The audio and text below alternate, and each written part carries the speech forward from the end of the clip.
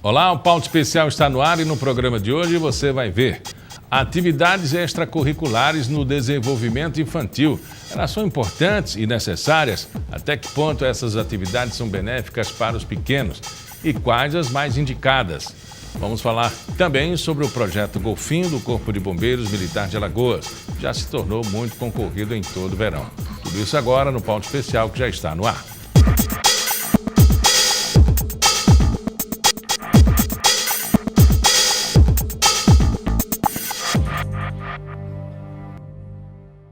Inglês, balé, natação, futebol. É comum que as crianças ocupem a parte do tempo em que não estão na escola com atividades extracurriculares, além de ser uma forma de elas aprenderem outros conteúdos que não fazem parte das disciplinas ensinadas na sala de aula. Isso também preenche o tempo, nos horários em que os pais não podem estar presentes. Mas elas são realmente benéficas? Quem vai esclarecer para a gente é a psicopedagoga Giovana Chaves. Aliás, isso é um problema das férias, né? Isso, toda casa está com esse problema. Olá. Então, as atividades extracurriculares, elas são importantes sim. Tá? Não só para preencher um pouco do tempo, mas é preciso respeitar o momento do brincar, o momento da ociosidade. A ociosidade, ela também faz parte da vida. Então, aquele momento que eu fico também sem fazer nada em casa, construindo ou reconstruindo através do brincar, é importante. Então, o excesso de atividades não é benéfico. O termômetro é o prazer. Falar para a criança, olha, você hoje tem futebol, mais tarde você tem inglês, e amanhã você já se prepare porque tem uma atividade nova. Se ele disser, oba, esse é um bom termômetro, né? O prazer, ele é muito importante. Porém, às vezes, os pais colocam os filhos em atividades pensando neles próprios e não no filho. Não na necessidade do filho ou na vontade do filho. Então, por exemplo, digamos que eu não consegui ser uma bailarina e aí eu quero que minha filha seja uma bailarina. Eu não perguntei para minha filha se ela tem vontade ou se ela tem habilidade para dançar balé ou talento. Então, aquilo passa a ser uma obrigação. Por outro lado, algumas atividades elas são necessárias, porque, por exemplo, natação faz parte do desenvolvimento motor, tem a ver com a sobrevivência, entende? Então, é um exercício físico. Então, algumas atividades elas são necessárias em alguns momentos da vida, mas principalmente, eu acho que o mais importante é pensar no que a criança gosta de fazer, para que ela possa fazer com prazer. Esse pensar na sobrevivência impõe, em qualquer condição, né, outros esportes. Por exemplo, o pai quer que o menino seja jogador de futebol para ele ganhar dinheiro. Ou bota no judô, no karatê, porque ele precisa se relacionar com os outros e ele está muito competitivo, né? A violência está aí.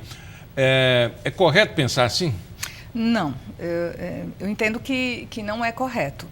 Porque o karatê ou qualquer outra atividade muito próxima disso, ele vai ensinar, antes de tudo, que não se briga lá fora.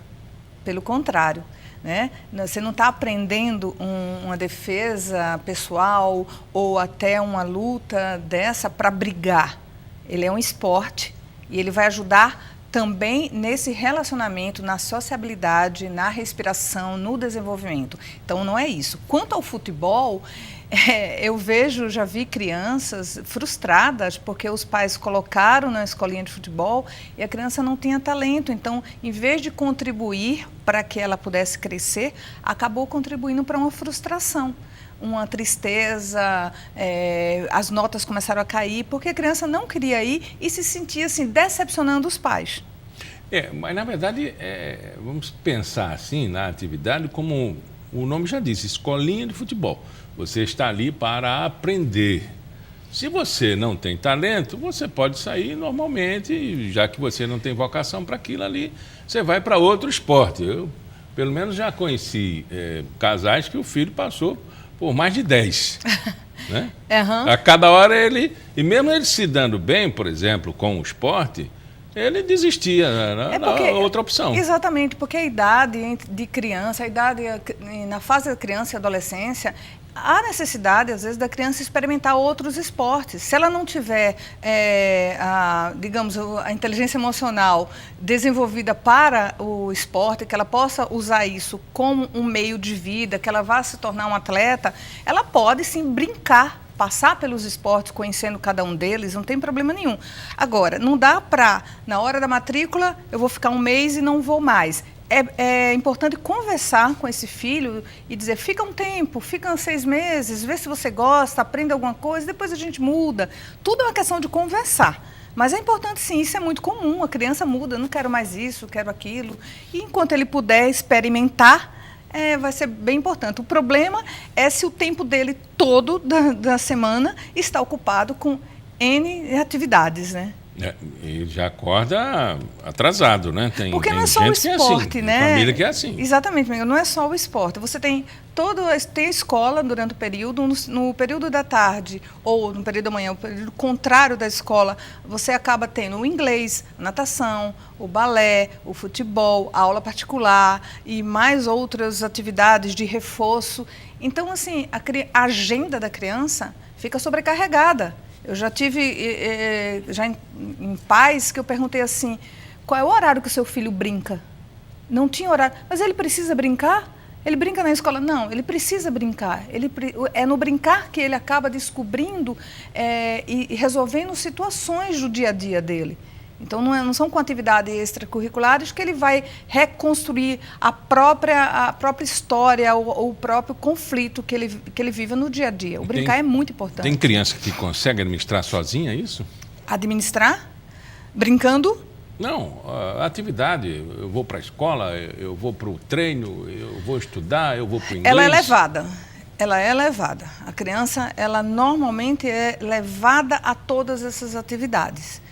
Administrar sozinha, não, ela acaba gostando mais de um do que de outro, mas normalmente ela reclama do excesso de compromissos. Eu digo assim, a agenda delas acaba sendo muito maior do que a agenda de vários adultos que eu conheço. Pelo que a senhora fala, é normal que a criança comece no judô, passe para o karatê, depois entre na natação, depois vá para o futebol. Enquanto criança, quando é que ele precisa se determinar numa atividade ou equilibrar as atividades? Não é que é normal ele ficar pulando de atividade, tá? Normalmente a criança ou o adolescente, primeiro porque as atividades curriculares já começam bem antes, na fase da infância. Ele acaba se identificando com alguma e acaba ficando nessa, gostando dessa. Não é normal ficar mudando o tempo todo. Às vezes ele experimenta, mas ele acaba escolhendo a que ele gosta mais. Normalmente no início da adolescência, ele acaba escolhendo aquilo que dá mais prazer. Pelo que eu entendi, o esporte acaba sendo usado, primeiro para agradar os pais, depois para ajeitar uma situação vivida pela criança. Por exemplo, se ela é gordinha, vai na nutricionista, precisa entrar no esporte. E aí joga o menino no esporte, mas não quero, não gosto. Pois é, tudo é questão de como a gente coloca. A imposição, ela é prejudicial. Se eu converso, por exemplo, se eu tenho um filho gordinho e eu preciso mudar a alimentação dele e eu preciso que também ele frequente ou participe de uma atividade de esporte, eu vou conversar com ele sobre o benefício dele estar nisso daí e vou junto com ele mostrar esse prazer. Então a coisa não fica por obrigação. Entendeu? Não é só a vontade do pai. Às vezes a criança diz, eu quero fazer ginástica porque as minhas amigas estão fazendo. Isso é muito importante porque o fato de você já ter uma amiga junto ou um amigo junto já motiva para estar presente nessa atividade. Então, acho que vale a pena. O garoto que está sempre no banco de reservas, é diferente do titular, o relacionamento dele com a equipe e com os pais e com a sociedade? É um pouquinho diferente, sim, mas também depende de tudo como que ele encara isso e como que a família cobra isso, né? Ele vai saber que existe em toda situação, na vida é assim, existem os primeiros lugares, os segundos lugares e os terceiros lugares. Então é tudo uma questão de como ele se vê dentro daquele contexto, naquele momento. A frustração faz parte do amadurecimento. Faz parte do amadurecimento. Agora, se aquela situação do banco está provocando uma dor muito grande, provocando uma tristeza e desestimulando, tem alguma coisa que precisa ser mudada. De repente, o fato dele ficar no banco pode ser totalmente desestimulante para tudo, não só para o esporte, mas isso reflete também na escola. Então, de repente, se ele for fazer uma outra atividade que ele goste mais, porque ele tem mais afinidade, então que ele vai ter mais habilidade, ele pode dar muito mais certo do que aquela situação que ele se encontra. E ser mais feliz, né? E ser mais feliz, que é o mais importante. Agora, a hora de brincar. Qual é a hora de brincar? Chega em casa, apartamento ou casa, tá cheio de meninos de férias. Férias é hora de brincar, né? Mas também não precisa exagerar, ficar o dia todo no jogo eletrônico, né? Pois é, essa geração parece que, como essa geração precisa ficar dentro de casa, né, por até uma questão de segurança, esse é o grande problema. Eu sou da geração que a gente brincava muito na rua, o que era uma delícia, né? Mas hoje em dia eles têm a praia, eles têm jogos de bola, eles têm atividades, que muitas vezes tem colônia de férias, que também você consegue ir, não ocupando as férias todas, mas você consegue ir. E também o eletrônico faz parte da geração, faz parte do mundo dessas crianças. Só que pegar as férias todas e ficar o dia inteiro no eletrônico, dormir de madrugada é complicado. Vamos ao cinema, vamos fazer um lanche, vamos à praia, vamos sair um pouco de casa, né? Aproveitar o verão. E o ócio, ele é importante, mas por quanto tempo?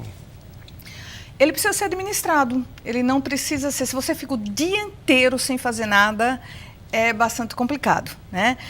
O adulto não tem muito tempo para o ócio, né? Mas a criança, o brincar da criança já faz parte disso. Então, assim, é importante que ele fique um pouco sem planejamento, digamos assim, até para poder descansar a mente. O ócio, ele é criativo também. Ele dá uma pausa na mente para que você possa descansar, para recuperar, para poder reestruturar. Mas às vezes é tema de embate, né, de família, porque Sim. O que é ócio para mim não é ócio para ele. Exatamente. Tudo é uma questão de uma dinâmica familiar, tá? Tudo numa casa, o que é certo numa família pode não estar certo para outra família.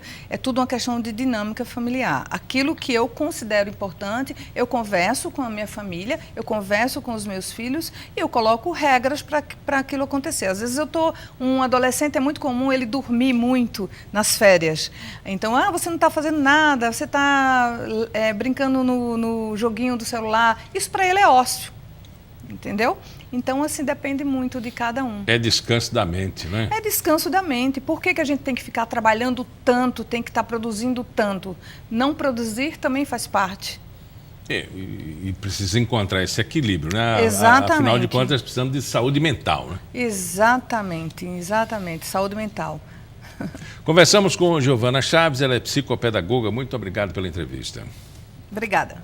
Depois do intervalo, a gente conversa sobre o projeto Golfinho, que já está na 13ª edição. Sai daí, a gente volta já.